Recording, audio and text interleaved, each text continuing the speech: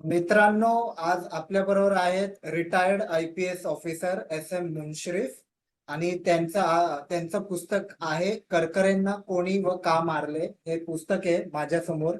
आजच्या आपल्या इंटरव्ह्यूची चर्चा 26/11च्या हल्ल्यावरती संबंधित असणार आहे आणि ते त्याच्यावरचे बरेच मोठे अभ्यासक आहेत आणि त्यांनी बरंच संशोधनही केलेलं आहे 26/11च्या हल्ल्याबद्दलचं, जे सगळ्यांना समजणं अत्यंत महत्वाचं आहे. आणि नमस्कार सर, तुम्ही मुलाखत द्यायला आला आहात, खूप मोठी बात आहे. मला सुरुवात इथून करायची आहे प्रेक्षकांसाठी, की म्हणजे बेसिक म्हणजे 5 प्रश्नांवरती आधारित ही मुलाखत आहे. प्रश्न पहिला असा आहे की जर भारतीय संविधान प्रत्येक धर्माची लँग्वेज, आयडेंटिटी, कल्चर, स्क्रिप्ट जर प्रोटेक्ट करण्याचं प्रावधान ठेवत आहे, तर हिंदुइझम जो हा धर्म आहे, अत्यंत चांगला धर्म, तो ब्राह्मणवादचं आणि हिंदू राष्ट्राचं स्वरूप का घ्यायला लागलाय? ह्याच्याबद्दल आपलं वक्तव्य काय आहे? आपलं मत काय? हे पहा, ब्राह्मण्यवादी जे आहेत, बहुतेक ब्राह्मण्यवादी आहेत. ह्या ब्राह्मण्यवाद्यांना भारतीय समाजावर त्यांचं जे वर्चस्व हजारो वर्ष त्यांनी जे ठेवलेलं आहे, ते वर्चस्व तसंच कायम राहावं. संविधान येवो, कोणतीही पार्टी येवो, कोणतंही सरकार येवो, पण जे सांस्कृतिक आणि सामाजिक वर्चस्व ब्राह्मणवादी व्यवस्थेचं जे समाजावर आहे, ते कायम राहावं, ह्यासाठी ह्या ब्राह्मण्यवादी गटाचा हा सगळा प्रयत्न आहे.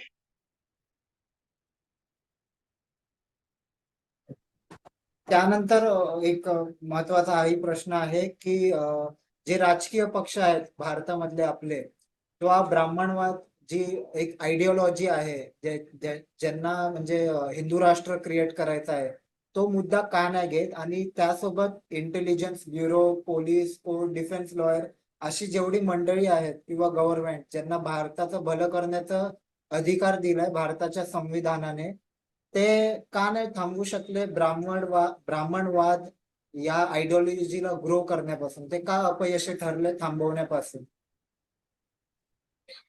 भारतातील बहुतेक जे राजकीय पक्ष आहेत, त्यांच्यामध्ये ब्राह्मणवाद्यांनी घुसखोरी केली आहे. फक्त काही लेफ्टिस्ट पार्टीज किंवा काही सेक्युलर पार्टी सोडल्या तर सर्वच पार्टी काँग्रेससह यांच्यामध्ये ब्राह्मण्यवादींनी घुसखोरी केली आहे. आणि हे सगळे जरी आपल्याला दिसायला वेगळे असले तरी ब्राह्मण्यवादाच्या आयडिओलॉजीवरच हे सगळे पक्ष चालतात. त्याच्यामुळं हे जे प्रमुख सगळे पक्ष आहेत, त्यापैकी कोणताही पक्ष ह्या ब्राह्मण्यवादी व्यवस्थेचं वर्चस्व कमी करण्यासाठी आजपर्यंत यशस्वी झाला नाही. सॅफ्रॉन टेररिझम जे आहे, सॅफ्रॉन दहशतवाद, त्याचा नेमका रोल काय होता 26/11च्या हल्ल्यामध्ये? आणि भारतातले जेवढे अकॅडमिशियन्स आहेत, त्यानंतर कॉमन माणसं आहेत, मतदार संघ जो भारतातला आहे, त्यांच्यासाठी हा मुद्दा समजणं का महत्वाचा आहे? तुम्ही ह्याच्यावर संशोधन केलेलं, तर आपण हे सांगावं. हे पहा, मी सॅफ्रन टेररिझम किंवा भगवा दहशतवाद हा शब्द कधीही माझ्या कुठल्याही पुस्तकात किंवा कुठल्याही भाषणात, कुठल्याही इंटरव्ह्यू मध्ये वापरला नाही. कारण भगवा दहशतवाद म्हटला की सगळे हिंदू जे आहेत ते दहशतवादी ठरतील किंवा त्यांच्याकडे उंगली निर्देश केल्यासारखं होईल. खरं अर्थ पाहिलं तर हे जे सर्वसाधारण हिंदू आहेत, त्यांचा ह्या टेररिझमशी काहीही संबंध नाही. हे जे टेररिझम होतात, जे बॉम्बस्फोट होतात, जे केले जातात, हे सगळं ब्राह्मण्यवादी लोकांच्याकडून किंवा ब्राह्मण्यवादी संघटनांच्याकडून केले जातात, असं आजपर्यंतच्या माझ्या याच्यात माझ्या रिसर्चमध्ये किंवा संशोधनात निष्पन्न झालेलं आहे. आता हे पहा, पूर्वी 2003 ते 2014 पर्यंत जे बॉम्बस्फोट होत होते त्यांचा जर आपण अभ्यास केला तर आपल्याला असं दिसून येतं की प्रत्येक महिना 2 महिन्याला फार मोठे बॉम्बस्फोट देशात व्हायचे. बॉम्बस्फोट झाला रे झाला की दुसऱ्या दिवशी त्याची जी बातमी यायची की इतके लोक त्यात मेले, इतके जखमी झाले, त्या बातमी बरोबरच हे हल्ले कोणत्या मुस्लिम संघटनांनी केली ही बातमी यायची त्याच दिवशी. आणि ही आयबी ही जी आपली गुप्तचर संघटना आहे त्या संघटनेतर्फे दिली जायची किंवा त्यांचा हवाला देऊन शासन अशी माहिती प्रसिद्ध करायचं आणि ते त्याच दिवशी यायची.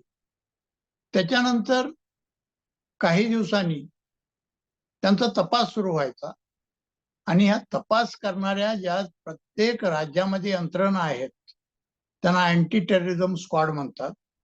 त्यांची नावं वेगवेगळ्या राज्यात वेगवेगळी आहेत.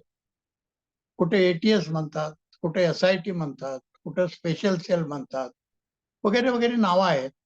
पण हे सगळे स्टेट मधले अँटी टेररिझम स्क्वॉड आहेत आणि हे सगळे आयबीचेच बगलबच्चे आहेत. तेव्हा ते काय करायचे, आयबीचा आयबीने असं डिक्लेअर केलं की हे मुस्लिम संघटनांनी केले आहेत, तर हे अँटी टेररिझम स्क्वॉड जे राज्यातले आहेत ते काही मुसलमानांना अटक करायचे, मग त्यांचे बुरखे घालून त्यांचे फोटो प्रसिद्ध व्हायचे. त्याच्यानंतर त्याचा तपास सुरू आहे याच्या बातम्या यायच्या. ह्या तपासामध्ये हे पोलीस अधिकारी किंवा जे अँटी टेररिझम स्क्वॉड आहे ते त्यांना मारहाण करून किंवा त्यांना मानसिक आणि शारीरिक त्रास देऊन त्यांच्याकडून कबुली जबाब घ्यायचे.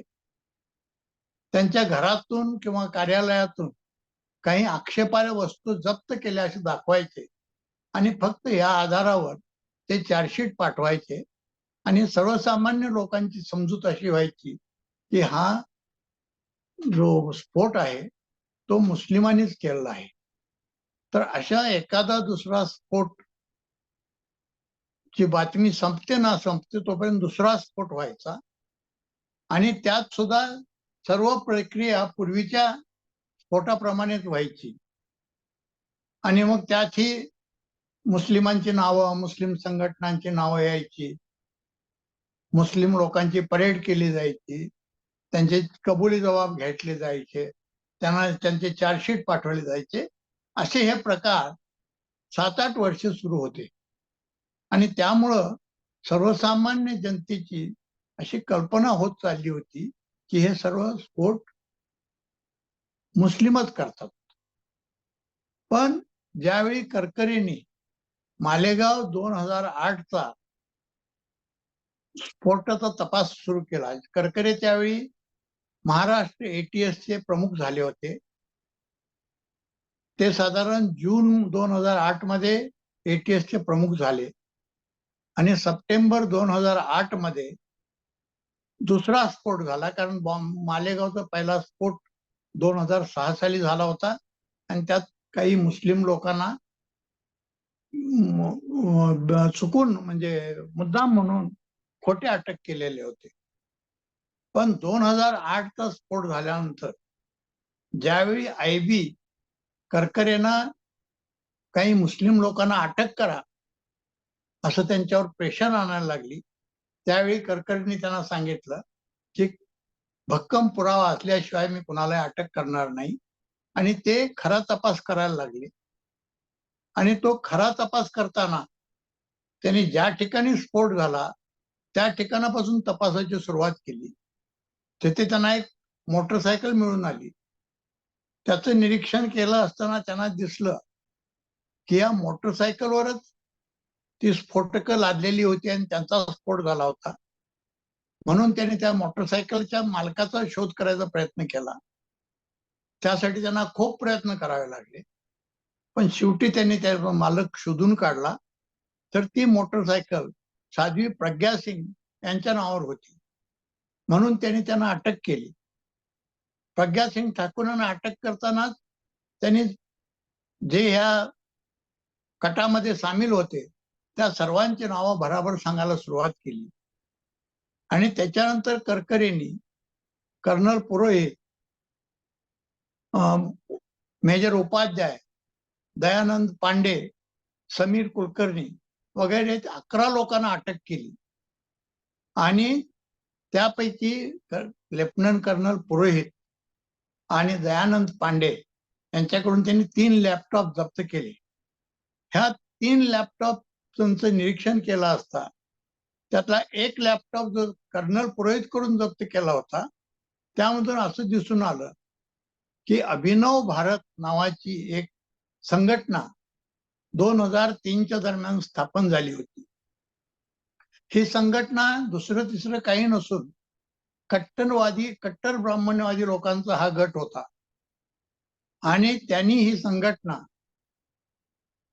ह्या देशाची संविधान नष्ट करून आणि ह्यातली इथली लोकशाही व्यवस्था आहे ती उलथून टाकून त्याऐवजी हिंदू राष्ट्र निर्माण करायचं आणि ते वेदावर आधारित आणि स्मृतीवर आधारित असं त्याचं संविधान करायचं, असं त्यांच्या त्या लॅपटॉप मधून दिसून आलं. आणि दयानंद पांडे यांच्याकडून जे 2 लॅपटॉप जप्त झाले त्याच्यामध्ये ह्या संबंधी देशभरात ज्या मीटिंग झाल्या होत्या त्या मीटिंगाचं ऑडिओ आणि व्हिडिओ रेकॉर्डिंग होतं. आणि त्यामध्ये त्यांनी देशभरात जितके कट्टर ब्राह्मणवादी होते त्यांच्या मीटिंग घेतल्या होत्या आणि त्यांना आपली योजना समजावून सांगितली होती. आणि त्यासाठी आपल्याला सपोर्ट करणं जरूर आहे, त्याचा दोष मुस्लिमांना देणं जरूर आहे, जरूर पडली तर आपल्याला परकीय राष्ट्रांची मदत घेणं जरूर आहे वगैरे गोष्टीवर चर्चा झाली होती.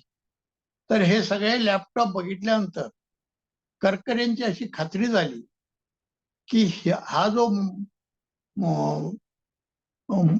मालेगाव 2008चा बॉम्बस्फोट आहे तो ह्या संघटनेच्या कट्टर ब्राह्मणवाद्यांनीच केलेला आहे.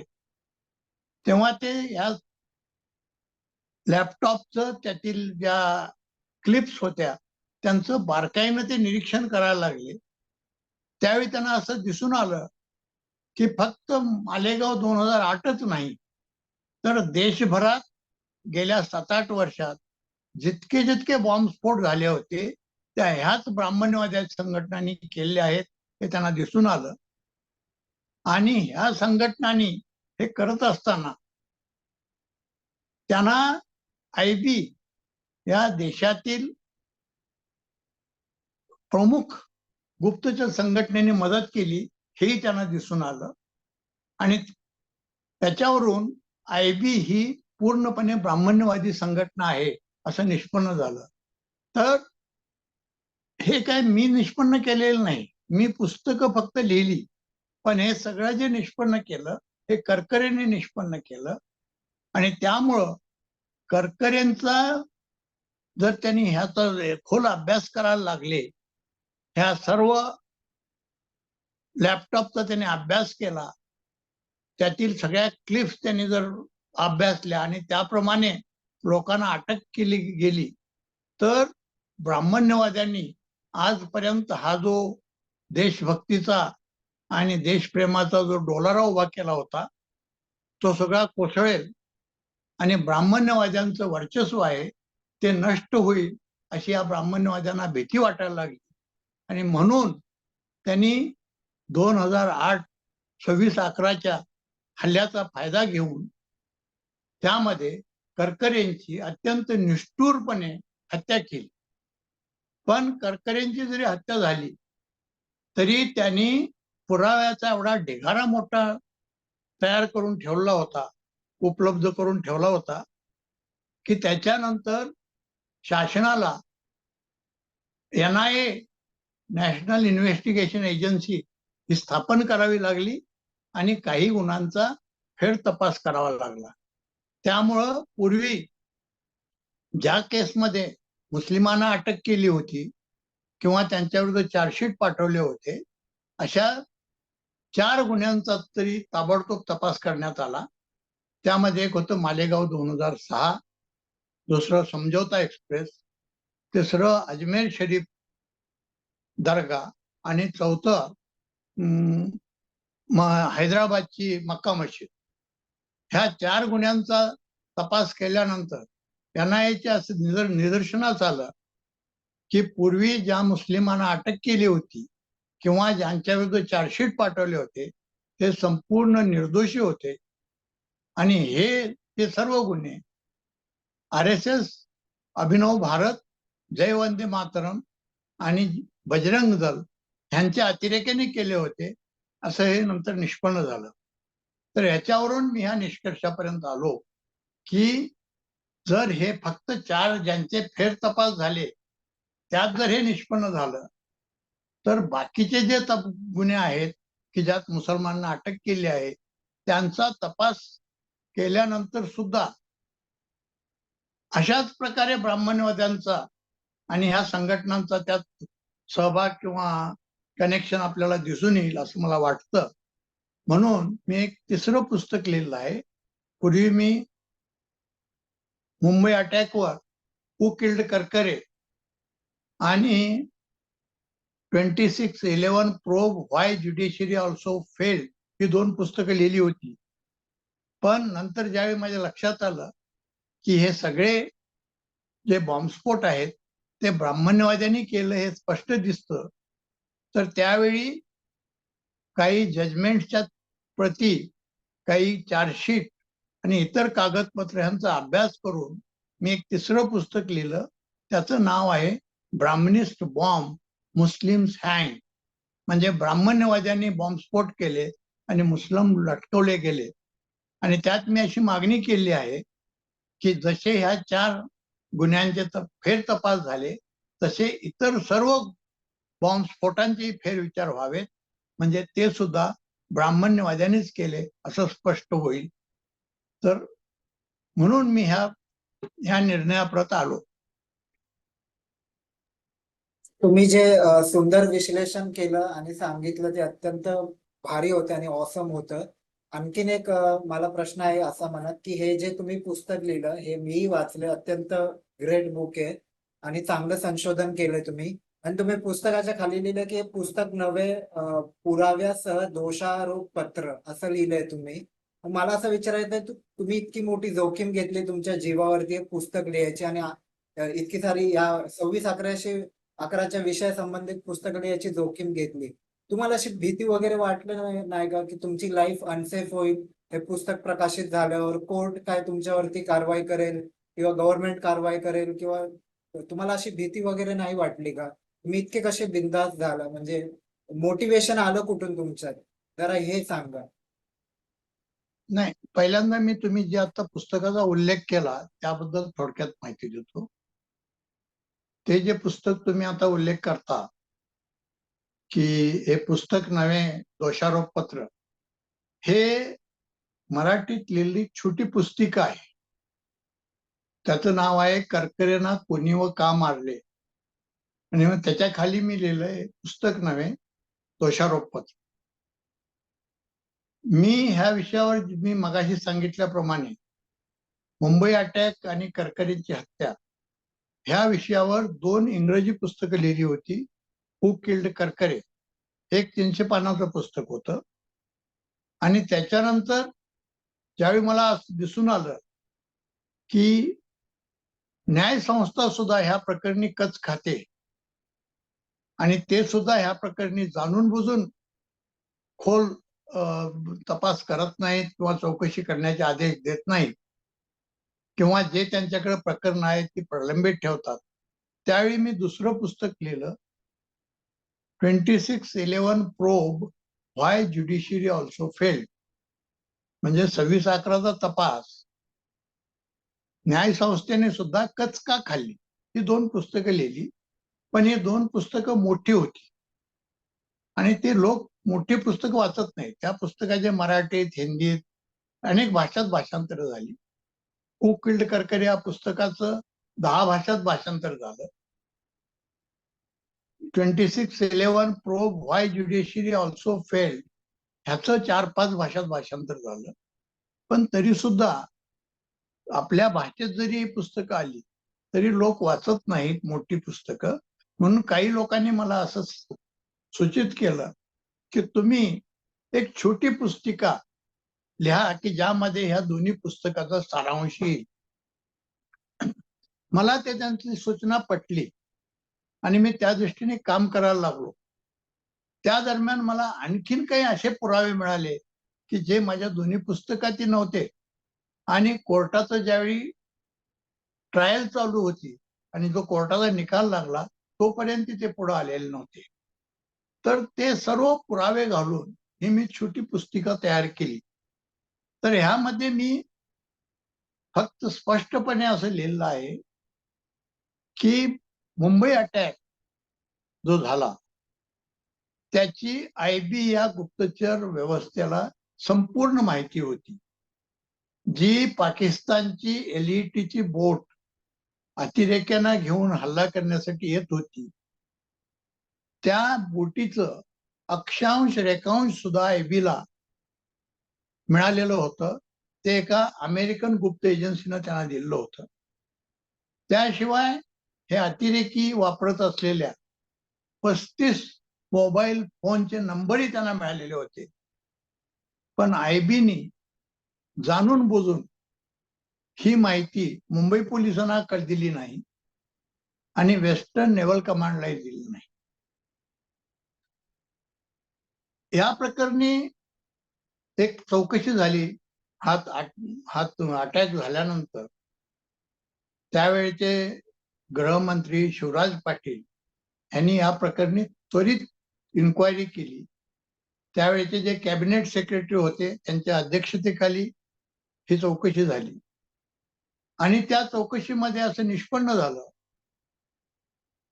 की IBला ही संपूर्ण माहिती असताना त्याने ती जाणून बुजून मुंबई पोलिसांना कळवली नाही आणि वेस्टर्न नेव्हल कमांडलाही कळवली नाही. आणि ही देण्याची जबाबदारी IB मध्ये त्यावेळी जॉईंट डायरेक्टर या रँकवर प्रभाकर अलोक नावाचे जे अधिकारी होते त्यांची जबाबदारी होती. त्यांनी ती जाणून बुजून ती जबाबदारी टाळली हे त्या रिपोर्टमध्ये नमूद होतं. त्याशिवाय फक्त रेकॉर्डसाठी IBनी नेव्हीच्या इंटेलिजन्सला ही माहिती पाठवली होती. पण नेव्हीच्या इंटेलिजन्स मध्ये रवी नाडकर्णी नावाचे एक ब्राह्मण्यवादी अधिकारी होते. त्यांनी ती माहिती जाणून बुजून वेस्टर्न नेव्हल कमांडला पाठवली नाही आणि तशीच दाबून ठेवली. तर ही सर्व माहिती माझ्या नंतरच्या तपासात निष्पन्न झाली आणि जी इन्क्वायरी गव्हर्नमेंटतर्फे झाली त्यामध्येही ही माहिती आलेली आहे. तर त्यामुळं आणि ही जी माहिती आहे ती गव्हर्नमेंटचं हा रिपोर्ट गव्हर्नमेंटच्या लेवलला दाबण्याचा प्रयत्न झाला. पण इंडियन एक्सप्रेस आणि तहलका ह्या दोन इंडियन एक्सप्रेस ह्या दैनिकांनी आणि तहलका या मॅगझिननी आतून गुप्तपणे हा अहवाल मिळवला आणि त्यातील माहिती प्रसिद्ध केली आणि त्यामुळं मी कॉन्फिडेंटली ही माहिती त्या पुस्तकात लिहू शकलो. कारण मला माहित आहे की ही माहिती त्यांच्या चौकशीत निष्पन्न झालेली आहे आणि त्या चौकशीचे अहवाल इंडियन एक्सप्रेस आणि तहलका सारख्या महत्वाच्या वर्तमानपत्रात प्रसिद्ध झालेले आहे. त्याशिवाय नंतर कामतेंच्या मिसेस कामते यांनी एक पुस्तक लिहिलं to the last bullet. Vinita Kamte यांचं ते पुस्तक सर्वांना माहित आहे. त्यामध्ये त्यांनी पोलिसांचे जे लॉगबुक आहेत कंट्रोल रूमचे की जे वायरलेस चे लॉगबुक म्हणतात त्याला की त्याची मिनिट टू मिनिट माहिती लिहिली जाते ती माहिती राईट टू इन्फॉर्मेशन खाली मिळवली. त्याचा अभ्यास केला असता आणि इतर गोष्टींचा अभ्यास केला असता असं दिसून आलं की करकरेंनी त्यांच्या अंगात चांगल्या प्रतीचं बुलेट प्रूफ जॅकेट घातल्यामुळं त्यांना त्या गोळ्या लागल्याच नव्हत्या. त्यावेळी एक संजय गोविलकर नावाचे एक API दर्जाचे अधिकारी, असिस्टंट पोलीस इन्स्पेक्टर दर्जाचे अधिकारी, यांनाही जबाबदारी देण्यात आली की करकरे खरोखर मृत झालेत का नाही ते पहा आणि त्याचा अहवाल द्या. अहवाल द्या म्हणजे लेखी अहवाल नाही, कारण ते त्याच वेळी घडली घटना होती, तर त्यांना ते कळवण्याबद्दल सांगण्यात आलं. ज्यावेळी त्यांनी जाऊन पाहिलं तर करकरे जिवंत होते, त्यांच्या शरीरात एकही गोळी घुसली नव्हती. त्यावेळी त्यांना असा आदेश देण्यात आला की करकरेंच्या मानेतून गोळ्या घालून त्यांना ठार करा. तर ह्या संजय गोविलकरनी आपल्या रिव्हॉल्वर मधून करकरेंच्या मानेतून त्यांच्या शरीरात आत गोळ्या मारल्या आणि त्यामध्ये करकरेंचा मृत्यू झाला म्हणून, आणि ह्याच्याबद्दल बराचसा पुरावा, लॉजिकल आणि सायंटिफिक पुरावा उपलब्ध आहे, म्हणून त्यांचंही नाव मी लिहू शकलो. तर अशी मी नावं जी लिहिली आहेत आणि IB आणि ब्राह्मण्यवादी संघटना यांच्यावर डायरेक्ट आरोप केले आहेत, ह्याच्यासाठी माझ्याकडे पुरेसा पुरावा आहे. त्या संबंधी चौकशी झालेली आहे, सायंटिफिक एव्हिडन्स आहे, म्हणून मी लिहू शकलो. आणि मला खात्री आहे की ह्याच्या बाबतीत कोणीही माझ्या विरुद्ध कुठलीही कारवाई करणार नाही. आणि कोणी जर कारवाई करायचा प्रयत्न केला तर त्याचं मी स्वागतच करेन, कारण त्या निमित्ताने ह्या सर्व प्रकरणाचा फेर तपास करण्याची संधी आपल्याला मिळेल.